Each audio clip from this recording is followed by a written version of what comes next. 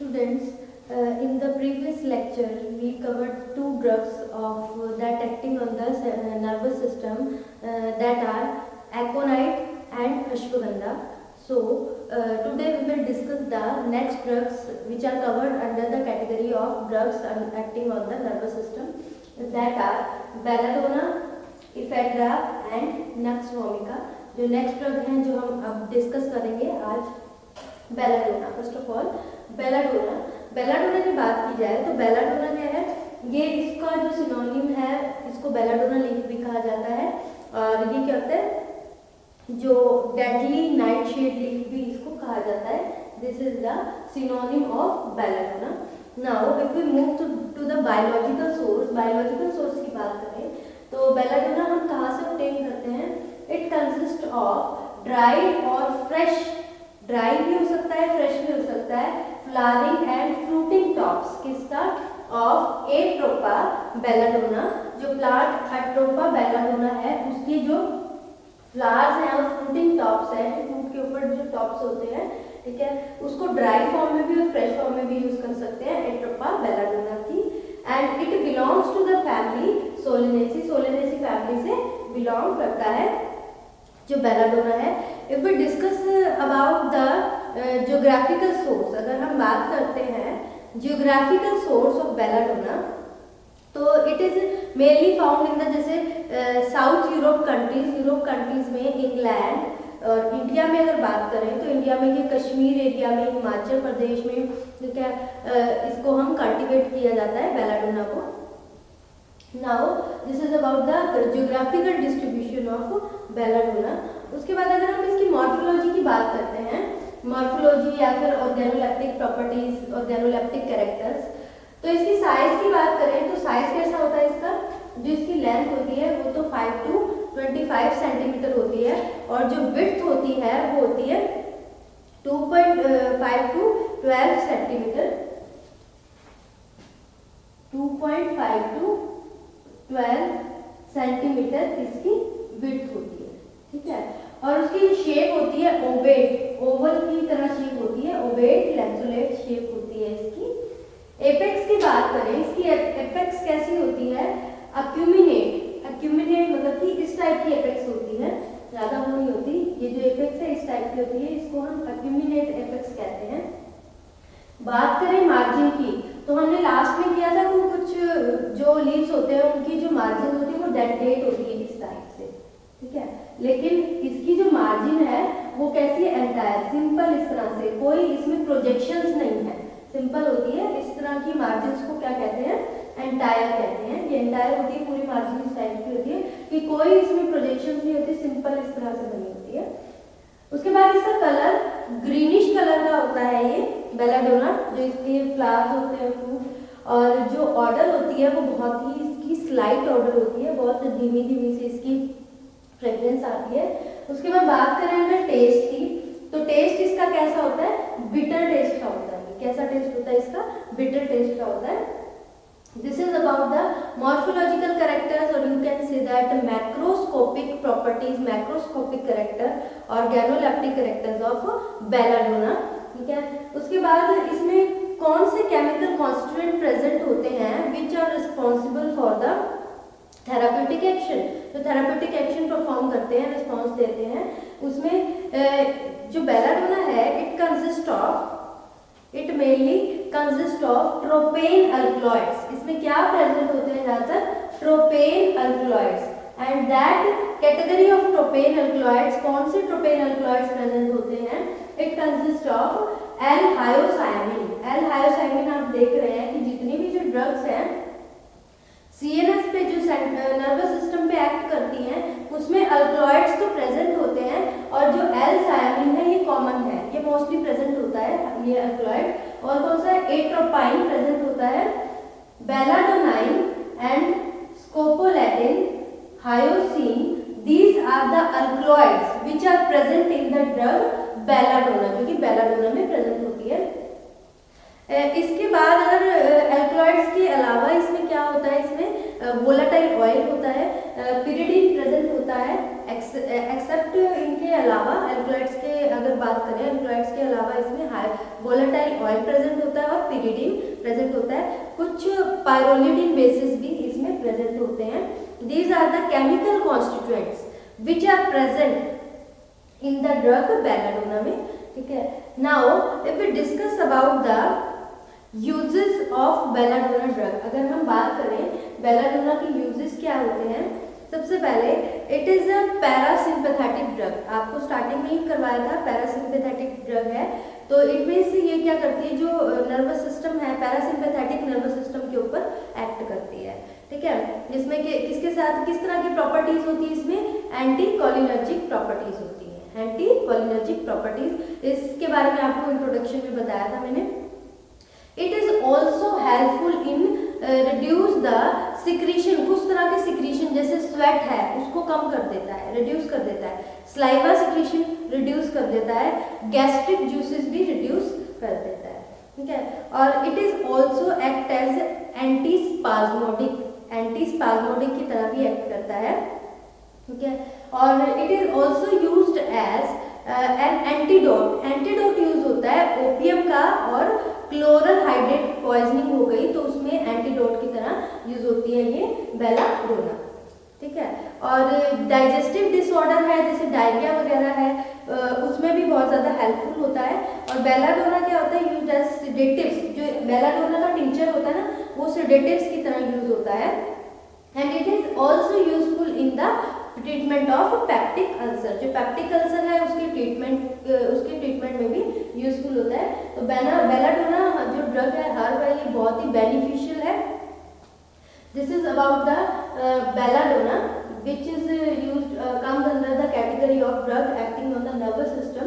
So there are several uses, आपको बताया इसके uses में कि ये पैरासिम्पैथेटिक ड्रग है, तो ये कैसे एंटीकोलिनर्जिक की तरह प्रॉपर्टी होती है उसी की तरह एक्ट करती है। कुछ सिक्रीशंस होती हैं उनको रिड्यूस कर देती हैं, जैसे स्लाइवा सिक्रीशन होगी, गैस्ट्रिक जूस है उसकी सिक्रीशन को रिड्यूस कर देती है, ठीक है।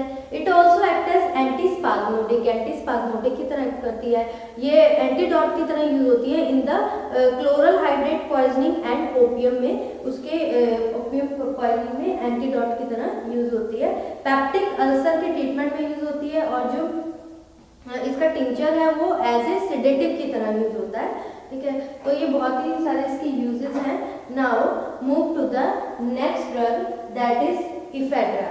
अब हम बात करें इफेड्रा की, तो इसका सिनोनिम है इफेड्रा ही इसका सिनोनिम है, या फिर MAMAN इसका सिनोनिम है, इसको ऐसे बोला जाता है इफेड्रा को, ठीक है। अब इसकी बात करें कि biological source, what is the biological source of ephedra. So ephedra consist of dried young stems, जो स्टेम्स होती है ना यंग होती है, अभी पूरी तरह से डेवलप नहीं हुई होती, यंग स्टेम्स होती है किसकी, of plant Ephedra gerardiana, plant Ephedra gerardiana, and it belongs to the family Ephedraceae. ये कौन सी फैमिली से बिलोंग करता है, इफेड्रेसी फैमिली से बिलोंग करता है। इसमें और भी इसकी कुछ स्पीसीज होती है, उनके जो बोटेनिकल नेम है वो अलग हो जाते हैं, जैसे इफेड्रा सनाइका जो कि चाइना की एक वो है स्पीसीज है, इंडिया की एक और स्पीसीज है नेब्रोडेंसिस, इसमें इफेड्रा नेब्रोडेंसिस भी आ सकता है, इफेड्रा जेराडियाना भी आ सकती है, इंडिया की एक स्पीसीज है। तो इसकी अलग अलग स्पीसीज आ जाती है तो उसका बोटेनिकल नेम चेंज हो जाता है, लेकिन इफेड्रा तो सेम ही, इसमें जेराडियाना आ गया, उसमें नेब्रोडेंसिस आ गया, ठीक है। एंड बिलोंग्स टू द, सबकी फैमिली सिमिलर होती है, इफेड्रेसी फैमिली से बिलोंग करता है। Now, if we discuss about the geographical distribution or geographical source of ephedra, so ephedra is mostly cultivated or mostly found in the in some countries, like in some neighbor countries of India, like China, Pakistan, ठीक है, और some parts of Australia, India and Kenya, Spain, ऐसे इन countries में इसको क्या cultivate किया जाता है, वहाँ पे ये स्पीसीज बहुत मिलती है इफेड्रा की, ठीक है। If we move to the morphological characters, अगर मॉर्फोलॉजी की बात करें, ठीक है, इफेड्रा जेराडियाना की, तो इफेड्रा जेराडियाना क्या है, इसकी जो लेंथ और साइज होती है वो होती है नियर अबाउट, लेंथ की बात करें 12 to 33 सेंटीमीटर लॉन्ग होती है ये, और विड्थ की बात करें तो इसकी विड्थ कितनी होती है 8 to 5 mm इसकी विड्थ होती है। ठीक है, शेप कैसी होती है इसकी इफेड्रा जेराडियाना का, ये सिलिंड्रिकल शेप का होता है। ठीक है, सिलिंड्रिकल शेप का होता है। मैं आपको दिखाती हूँ, ये मेरे पास पड़ा है इफेड्रा जेराडियाना, देखो इसके ऊपर मेंशन कर रखी है इफेड्रा है ये। ठीक है, उसके बाद बोटेनिकल नेम इफेड्रा जेराडियाना, उसके बाद फैमिली इसकी इफेड्रेसी इसकी फैमिली है। ठीक है, ये मैं आपको दिखा देती हूँ जो इफेड्रा की स्टेप्स होती है किस तरह से होती हैं। इस तरह की यंग स्टेम्स होती हैं, इस टाइप की बिल्कुल थिन होती है, थिन स्टेम्स होती है इफेड्रा की, इस टाइप से होती है। ठीक है, आप देख सकते हैं इस तरह की इफेड्रा होती है। ये मैं आपको दिखा रही हूँ जो इसकी स्टेम होती है। इसको ड्राई करके हम इसमें इसको स्टोर करके रखते हैं, ये ड्राई कर रखी है। और ये ही आगे जो मेडिसिन होती है उसको प्रिपेयर करने के लिए, जो भी चाहे वो आयुर्वेदिक मेडिसिन है, इसको प्रिपेयर करने के लिए इस स्टेम का यूज किया जाता है। इसको ड्राई करके इसको यूज में रखते हैं। This is Ephedra. तो आप इफेड्रा की बात हम कर रहे हैं मॉर्फोलॉजी के बारे में। तो इसकी शेप कैसी होती है, सिलिंड्रिकल शेप आपने इसकी देखी। ठीक है, और उसके बाद इसका जो कलर होता है वो ग्रीनिश येलो कलर का होता है। अब तो ये ड्राई हो गया, ड्राई होने से पहले ये ग्रीनिश कलर का होता है, ड्राई होने के बाद थोड़ा येलोइश कलर का होता है। टेस्ट इसका कैसा होता है, एरोमेटिक होता है, अरोमा होती है इसके, जो मतलब कि इसका ऑर्डर होता है उसमें अरोमा होती है। टेस्ट इसका होता है बिटर और एस्ट्रिंजेंट लाइक टेस्ट होता है, बहुत ही कसैला सा और बहुत कड़वा टेस्ट होता है इसका। और ऑर्डर की बात करें तो इसमें अरोमा होती है और एग्रीएबल टेस्ट होता है, थोड़ा सा तीखापन तो होता है, लेकिन जो इसकी ऑर्डर होती है वो टॉलरेबल होती है। ठीक है, तो हम कह सकते हैं एग्रीएबल और एरोमेटिक इसकी ऑर्डर होती है। टेस्ट में it is bitter and slight astringent like taste, कसैला सा टेस्ट होता है इसका। This is Ephedra. तो हम इफेड्रा के मॉर्फोलॉजिकल कैरेक्टर्स से हमने देख लिया कि इफेड्रा किस तरह का है। उसके बाद बात करें अगर हम इसके केमिकल कॉन्स्टिट्यूएंट की कि इफेड्रा में क्या प्रेजेंट होता है, तो it mainly contains alkaloids. Mostly commonly ये क्या कंटेन करता है, अल्कलॉइड। डिफरेंट टाइप्स के अल्कलॉइड इफेड्रा में प्रेजेंट होते हैं। एक तो होता है इसमें एल इफेड्रिन, उसके बाद D pseudo ephedrine and it also contains methyl ephedrine. इसमें ये स्ट्रक्चर्स प्रेजेंट होते हैं। जैसे मैं इसका सूडो इफेड्रिन का स्ट्रक्चर बनाऊं, इस टाइप से होता है कुछ।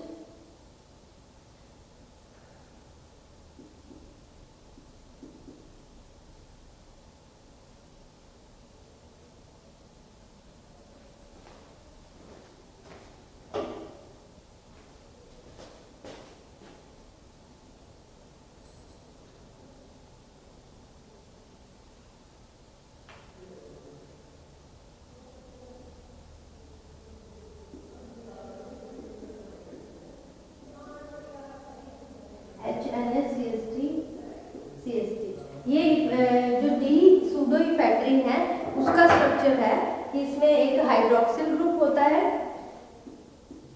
ठीक है, हाइड्रोजन ग्रुप होता है, अमोनिया मिथाइल ग्रुप होता है। तो this is D pseudo, structure of D pseudo ephedrine का स्ट्रक्चर है ये। ठीक है, इसमें एल इफेड्रिन का भी स्ट्रक्चर है, वो भी इसी तरह से होता है। उसमें यह हाइड्रोक्सिल ग्रुप क्या हो जाएगा, उस तरफ चला जाएगा और हाइड्रोजन इस तरफ आ जाएगा। ये अभी तो डी सूडो इफेड्रिन का स्ट्रक्चर है। अगर हम हाइड्रोक्सिल ग्रुप को इधर कर देंगे और हाइड्रोजन को इधर कर देंगे तो ये किसका स्ट्रक्चर बन गया, एल इफेड्रिन का स्ट्रक्चर बन गया। तो this is the alkaloids, different types of alkaloids which are present in the ephedra, जो कि इफेड्रा में प्रेजेंट होते हैं। इसमें मोस्टली अल्कलॉइड्स ही प्रेजेंट होते हैं, that are L ephedrine, D pseudo ephedrine and methyl ephedrine. ये इफेड्रिन का स्ट्रक्चर भी बना दिया। Now come to the uses की बात करें हम इफेड्रा की, तो इफेड्रा किस में यूज होता है, ब्रोंकाइटिस में यूज किया जाता है। एक तो ये सिंपैथोमिमेटिक होता है इन अस्थमा में, सिंपैथोमिमिक करना, उसी की तरह नकल करना, एक तरह से अस्थमा में सिंपैथोमिमेटिक की तरह एक्ट करता है। ये आपको आगे जाएंगे तो ये पूरा डिटेल में पढ़ेंगे, सिंपैथेटिक पैरासिम्पैथेटिक ये सब डिटेल में पढ़ेंगे। और ये एक ब्रोंकाइटिस में भी यूजफुल होता है। ब्रोंकाइटिस वो डिजीज होती है जिसमें ब्रोंकियल जो ब्रोंकिया होता है उसकी इन्फ्लेमेशन हो जाती है, रेस्पिरेशन में प्रॉब्लम होती है, ठीक है। और it is also useful in whooping cough. Whooping cough क्या होती है, जो आवाज़ के साथ कफ आती है ना, इस तरह की आवाज़ आती है, तो उसको कहते हैं वूपिंग कफ को भी ट्रीट करने के लिए ये यूजफुल होता है। दिस इज अबाउट द, ये है हमारा इफेड्रा। हमने इफेड्रा के बारे में पढ़ा, इसकी बायोलॉजिकल सोर्स के बारे में हमने डिस्कस किया। बायोलॉजिकल सोर्स की बात करें तो इट कंसिस्ट ऑफ, इसमें क्या होता है, ड्राइड यंग स्टेम्स। आपको भी यंग स्टेम्स दिखाई है, ठीक है, किसकी, ऑफ इफेड्रा जेराडियाना। इसका बोटानिकल नेम है इफेड्रा जेराडियाना और it belongs to the family इफेड्रेसी।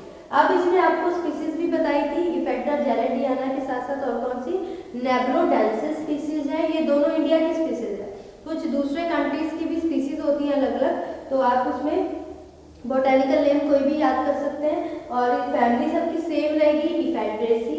और जो मोस्टली ये जो केमिकल कॉन्स्टेंट इसमें प्रेजेंट होते हैं, दैट मीन्स इसमें अल्कलॉइड्स में प्रेजेंट होता है। किसमें प्रेजेंट होता है, अल्कलॉइड्स प्रेजेंट होते हैं इसमें केमिकल कॉन्स्टेंट्स।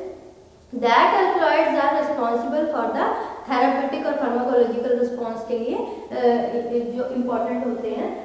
तो इसमें अल्कलॉइड्स, द अल्कलॉइड्स, जो main alkaloids the ephedra contains are, L ephedrine होता है, आपको एल इफेड्रिन का स्ट्रक्चर बना रखा है, इसमें हाइड्रोजन हाइड्रोक्सिल ग्रुप है, ठीक है, तो ये एल इफेड्रिन का स्ट्रक्चर है। डी सूडोइफेड्रिन में क्या है, हाइड्रोक्सिल ग्रुप इधर आ जाएगा, हाइड्रोजन उधर चला जाएगा, रिप्लेसमेंट इनकी पोजीशन चेंज हो जाएगी। एंड मिथाइल इफेड्रिन, ये केमिकल कॉन्स्टिट्यूएंट हो गए। और उसके बाद हमने इसके यूजेस पढ़े हैं। यूजेस में हमने क्या पढ़ा है कि ये ब्रोंकाइटिस में यूज होता है, अस्थमा में भी यूज किया जाता है इसको। और वूपिंग कफ, वूपिंग कफ में क्या होता है, कुछ पर्टिकुलर एक इस तरह से आवाज़ आती है कफ करते टाइम, जैसे कोई एनिमल बोल रहा हो, कोई एनिमल की आवाज़ आती है ना इस तरह से, तो बहुत ही तेज सी आवाज़ के साथ जब कफ होती है, उसको भी ट्रीट करने में इफेड्रा बहुत ही यूजफुल होता है। This is about the next drug of the drug acting on nervous system. Now move to the next drug. अगर हम बात करें आगे जो ड्रग्स जो एक्ट करती है नर्वस सिस्टम पे, that is nux vomica. Nux vomica, ठीक है, सिनोनिम ऑफ नक्स वोमिका और एक तो इसमें नक्स वोमिका सीड्स कहा जाता है उसको, ठीक है, एंड क्रोफिग भी कहा जाता है इसको, nux vomica seeds and crow fig, इसको क्रोफिग भी कहा जाता है, ठीक है। Now move to the biological source of nux vomica. भी नक्स वोमिका कैसे ऑब्टेन करते हैं हम, it consist of dried ripe seeds of Strychnos nux vomica, ठीक है। ड्राइड राइप, ड्राइड मतलब कि सूखा हुआ, ठीक है, राइप मीन्स पका हुआ। जो एक सीड है वो पका हुआ है लेकिन उसको ड्राई कर देते हैं, ड्राई करके उसका नाम क्या है, बॉटैनिकल नेम क्या है उस प्लांट का, स्ट्राइकनस नक्स वोमिका। कहाँ से ऑब्टेन होता है, obtain from Strychnos nux vomica and it belongs to the family Loganiaceae. Loganiaceae family से बिलोंग करता है नक्स वोमिका। अगर हम बात करें geographical distribution of nux vomica, जो ज्योग्राफिकल सोर्स है nux vomica, indigenous nux vomica eastern part में मिलता है इंडिया के, ठीक है, और ये इंडिया के और भी कुछ पार्ट में डिस्ट्रीब्यूट है जहाँ से हम इसको हमें मिलता है, ये हम इसको कल्टिवेशन होती है जहाँ पे इसकी। एंड एक्सेप्ट इंडिया, जो दूसरे कंट्रीज है जैसे श्रीलंका, बर्मा, थाईलैंड, ठीक है, नॉर्दर्न ऑस्ट्रेलिया, यहाँ पे भी नक्स वोमिका की काफ़ी कल्टिवेशन होती है। अगर हम इंडिया की बात करें तो इंडिया में मालाबार कोस्ट हो गया, तमिलनाडु है, ठीक है, केरला है, वहाँ पे बहुत ज़्यादा इसकी कल्टिवेशन की जाती है नक्स वोमिका की सीड्स की, ठीक है। तो ये एक इसके पीछे एक हिस्ट्री है नक्स वोमिका के पीछे, क्योंकि ये जो नक्स वोमिका ड्रग होती है ये पॉइजनस होती है नेचर में। तो this drug is used in the 16th century.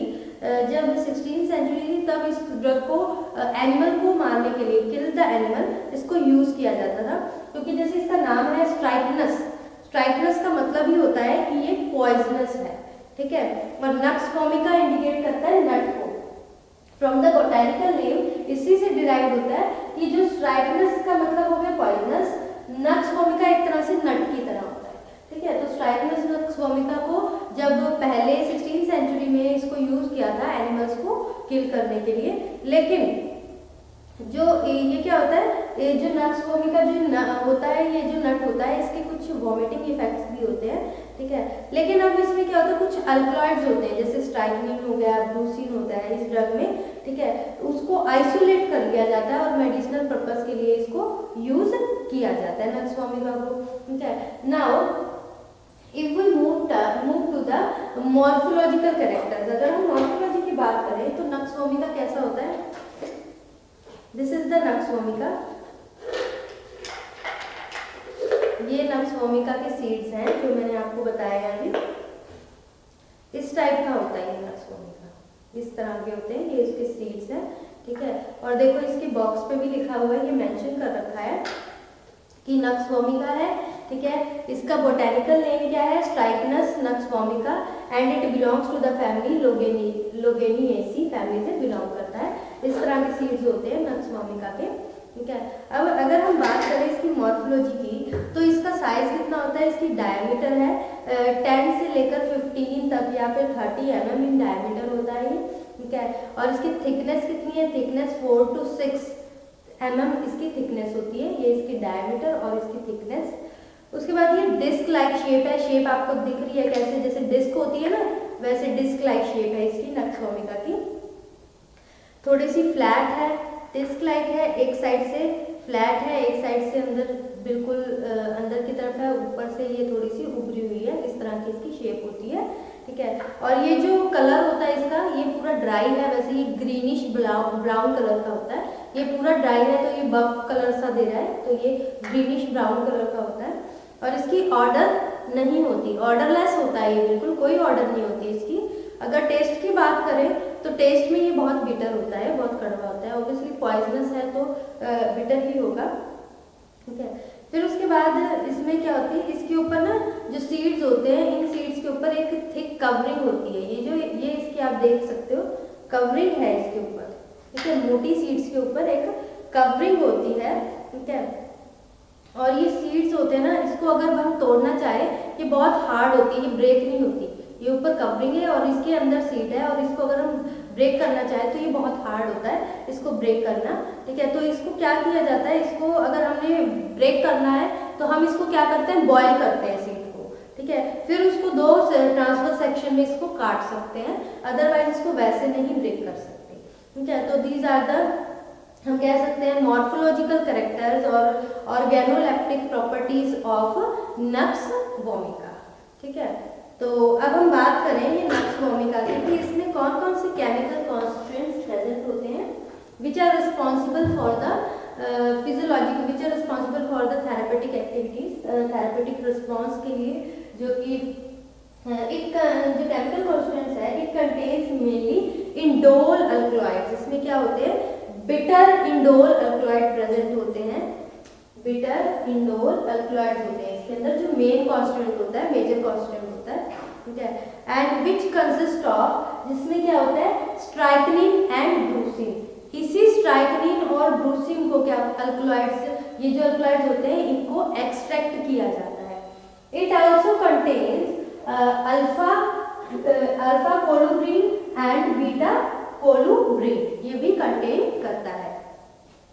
बात करें इसमें और कौन से कॉन्स्टिट्यूएंट प्रेजेंट होते हैं, तो इट कंसिस्ट ऑफ प्रोटोस्ट्राइकनिन, प्रोटोस्ट्राइकनिन होती है, और सूडोस्ट्राइकनिन प्रेजेंट होता है, ठीक है। एंड स्ट्राइकनिन, वोमिसिन भी प्रेजेंट होता है इसमें, और इनके अलावा अल्कलॉइड्स के अलावा इसमें इट कंसिस्ट ऑफ ग्लाइकोसाइड्स, इसमें ग्लाइकोसाइड्स भी होते हैं, जैसे लोगानिन, ठीक है। क्लोरोजेनिक एसिड कंटेन करता है, और small amount of near about 2 to 3% of fixed oil भी इसमें प्रेजेंट होता है। तो जो इसमें मेजर इंग्रेडिएंट है, वो चीफ इंग्रेडिएंट क्या है, indole alkaloid, that is strychnine and brucine, जो इसमें प्रेजेंट होता है, जिसकी मेडिसिनल प्रॉपर्टी होती है। उसके बाद बात करें अगर इनके केमिकल टेस्ट की, ठीक है, इसका जो ट्रांसफर सेक्शन है सीड का, जो मैंने सीड आपको दिखाया है, इसके ट्रांसफर सेक्शन को अगर हम अमोनियम वैनिडेट से ट्रीट करें, स्टेन करें, ठीक है, अमोनियम वैनिडेट से और सल्फ्यूरिक एसिड से H2SO4 से ट्रीट करें तो ये क्या हो जाएगा, पर्पल कलर का हो जाएगा। क्यों हो जाएगा, ड्यू टू प्रेजेंस ऑफ स्ट्राइकनिन, क्योंकि इसमें क्या प्रेजेंट होता है, स्ट्राइकनिन प्रेजेंट होता है, इसलिए वो उसका कलर किसमें चेंज हो जाएगा, पर्पल कलर में चेंज हो जाएगा।